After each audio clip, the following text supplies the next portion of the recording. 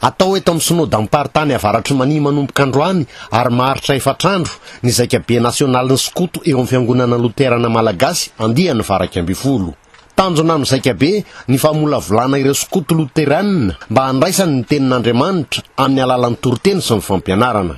Ny fotoana tahak'izao ihany koa no fampatsiahivana azy ireo ny andraiky ny eo amin'ny fiangonana. Akoatra ny fotoam-bavaka atao isan'andro eto amin'ny kianja malalaky ny Spam, dia maro ny hetsika hanamariana ity zaikabe ity ary anisany ny asa sosialy. Misy leo fampianarana, misy leo toriteny izay hoentin'ireo ray aman-dren'ny pastora. Dia ny fampianarana sy ny toriteny dia ho ataon'ireo ekipa teknika lalao mba ahafahan'ireo ankizy ireo beazinareo mandraikitra azy tsara ka hiainan'le fampianarana zany. Dia isy ny fisidina izay atao agny amin'ny fonja. Dia io fisidina atao agny fonja io dia misy mazany karazana asa soa fanomezana koa ho atao amin'ny afasika zay vompo zao. Reo zany dia atao amin'ny fiarahamonina zany zay.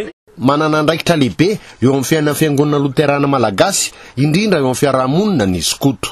Ny Skoto moa eto amin'ny fiangonana Luterana Malagasy dia sampana anankiray velona nofanina mba anabe vo sy hitaiza ny tanora, ny zaza, ny ray aman-dreny mba hikolokolo ny tenany ny firenena ary ny fiarahamonina manodidina azy.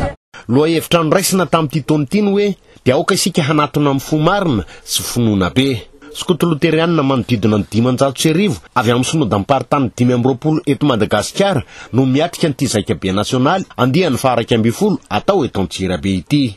Dinany manamarika fa tao anatin'ny 2 volana sy tapany no nanomana ny tompona andraikitra eto amin'ny synody am-paritany avaratry mani ny fandraisana ny zaikabe.